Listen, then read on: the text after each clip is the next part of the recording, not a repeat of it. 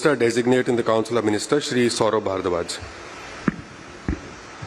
मैं सौरभ भारद्वाज ईश्वर की शपथ लेता हूं कि मैं विधि द्वारा स्थापित भारत के संविधान के प्रति सच्ची श्रद्धा और निष्ठा रखूंगा। मैं भारत की प्रभुता और अखंडता अक्षुण्ण रखूंगा। मैं मंत्री के रूप में अपने कर्तव्यों का श्रद्धापूर्वक और शुद्ध अंतःकरण से निर्वहन करूंगा तथा मैं भय या पक्षपात, अनुराग या द्वेष के बिना सभी प्रकार के लोगों के प्रति संविधान और विधि के अनुसार न्याय करूंगा।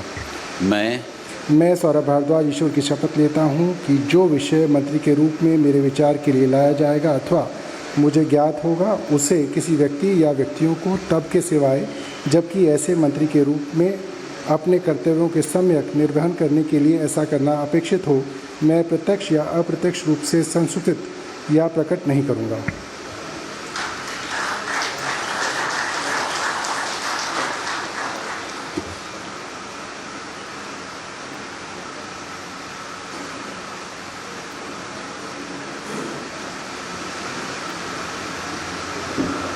I would now like to request Honorable Lieutenant Governor to administer the oath of office and the oath of secrecy to Minister designate in the Council of Ministers Shri Gopal Rai. मैं गोपाल राय ईश्वर की शपथ लेता हूं कि मैं विधि द्वारा स्थापित भारत के संविधान के प्रति सच्ची श्रद्धा और निष्ठा रखूंगा। मैं भारत की प्रभुता और अखंडता अक्षुण्ण रखूंगा। मैं मंत्री के रूप में अपने कर्तव्यों का श्रद्धापूर्वक और शुद्ध अंतःकरण से निर्वहन करूंगा तथा मैं भय या पक्षपात, अनुराग या द्वेष के बिना सभी प्रकार के लोगों के प्रति संविधान और विधि के अनुसार न्याय करूंगा। मैं गोपाल राय ईश्वर की शपथ लेता हूं कि जो विषय मंत्री के रूप में मेरे विचार के लिए लाया जाएगा अथवा मुझे ज्ञात होगा, उसे किसी व्यक्ति या व्यक्तियों को तब के सिवाय जबकि ऐसे मंत्री के रूप में अपने कर्तव्यों के सम्यक निर्वहन के लिए ऐसा करना अपेक्षित हो, मैं प्रत्यक्ष अथवा अप्रत्यक्ष रूप से संसूचित या प्रकट नहीं करूंगा।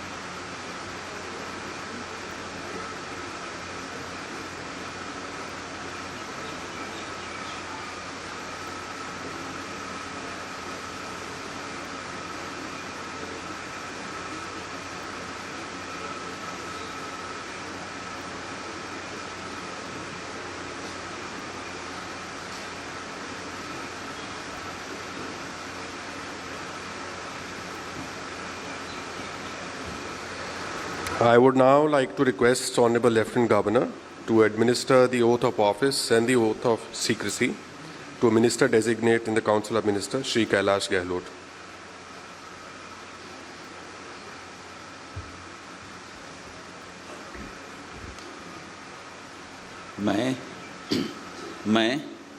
मैं कैलाश गहलोत ईश्वर की शपथ लेता हूं कि मैं विधि द्वारा स्थापित भारत के संविधान के प्रति सच्ची श्रद्धा और निष्ठा रखूंगा। मैं भारत की प्रभुता और अखंडता अक्षुण्ण रखूंगा।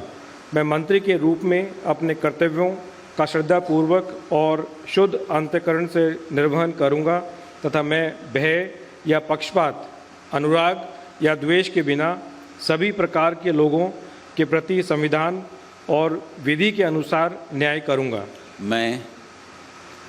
मैं कैलाश गहलोत ईश्वर की शपथ लेता हूं कि जो विषय मंत्री के रूप में मेरे विचार के लिए लाया जाएगा अथवा मुझे ज्ञात होगा, उसे किसी व्यक्ति या व्यक्तियों को तब के सिवाय जबकि ऐसे मंत्री के रूप में अपने कर्तव्यों के सम्यक निर्वहन के लिए ऐसा करना अपेक्षित हो, मैं प्रत्यक्ष अथवा अप्रत्यक्ष रूप से संसूचित या प्रकट नहीं करूँगा।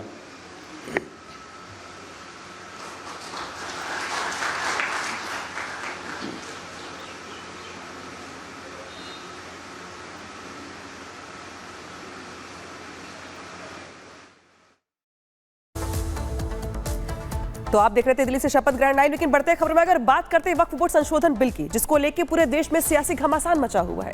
कई राजनीतिक दल ऐसे हैं जो इस बिल का विरोध कर रहे हैं, तो कई ऐसे हैं जो इस बिल का समर्थन भी कर रहे हैं। इस बीच AIMIM चीफ ओवैसी ने इस बिल को लेकर के केंद्र सरकार पर बड़ा हमला बोला है और बहुत सारी बातें कही है। क्या कुछ खास कहा है, दिखाते इस रिपोर्ट में।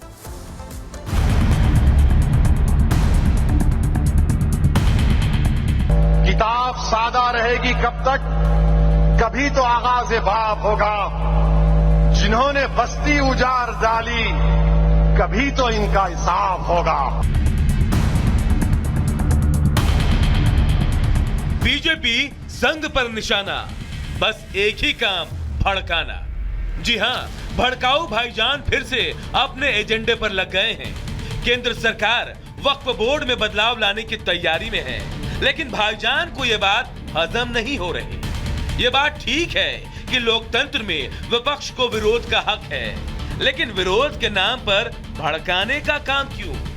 हद तो तब हो जाती है जब ओवैसी विरोध करते करते मर्यादा लांघ जाते हैं। ओवैसी ने फिर से पीएम मोदी और संघ के खिलाफ जहर उगला। बाबरी के नाम पर फिर से मुसलमानों को भड़काने की कोशिश की। एक कानून बना रहे हैं, कोशिश कर रहे हैं कि वक्फ की जायदाद हमसे छीन ली जाए। मैं बार बार कह रहा हूं, बीजेपी वाले बोलते पूरे मुल्क में ओवैसी जाकर लोगों को उकसारा। उन्हें ही बोल रहा मस्जिदें छीन लेंगे, दरगाह छीन लेंगे, कब्रिस्तान छीन लेंगे, ईदगाह छीन लेंगे, जमीनात छीन लेंगे। बीजेपी वालों, तुम मेरी सच्चाई का सामना नहीं कर सकते। मैं जानता हूं तुम्हारी हरकतें क्या हैं। ये जो कह रहा हूं भारत के मुसलमानों से कह रहा हूं, याद रखो, हमने एक बाबरी मस्जिद को खोया, और क्यों खोया बता रहा हूं आज तुमको। ओवैसी के भड़काऊ बयान पर बीजेपी ने भी करारा पलटवार किया कि ओवैसी एक पढ़े लिखे जिहादी है। ओवैसी ने आज तक हैदराबाद के निजाम की निंदा नहीं की है, जिन्होंने हिंदू समाज के साथ ही नहीं बल्कि पूरे भारत की एकता और अखंडता को चुनौती दी। उसी रजाकारों की राजनीतिक पार्टी का नया नाम है MIM है, जिसका नेतृत्व ओवैसी कर रहे हैं। ओवैसी देश से माफ़ी मांगे, ओवैसी पश्चाताप करें, ओवैसी भारत की एकता अखंडता से जुड़ने के लिए भारत की आत्मा से जुड़े, इसके शरीर से जुड़ने से कोई राष्ट्रवादी नहीं हो सकता। वक्फ संशोधन पर मची तकरार के बीच अब संशोधन को लेकर मुस्लिम समाज भी बहकावे से बाहर आकर इसके समर्थन में अपनी आवाज को बुलंद कर रहा है। अब तक संशोधन को लेकर दो धड़ों में बटे लोग भी एक तरफ होने लगे हैं, क्योंकि देश भर में एक दो नहीं कई उदाहरण हैं जो वक्फ बोर्ड के तले चल रहे आधिपत्य को अच्छी तरह समझ रहे हैं। लेकिन भड़काऊ भाईजान को अपनी नफरत की दुकान चलाने के लिए भड़काऊ सियासत पर ही भरोसा है।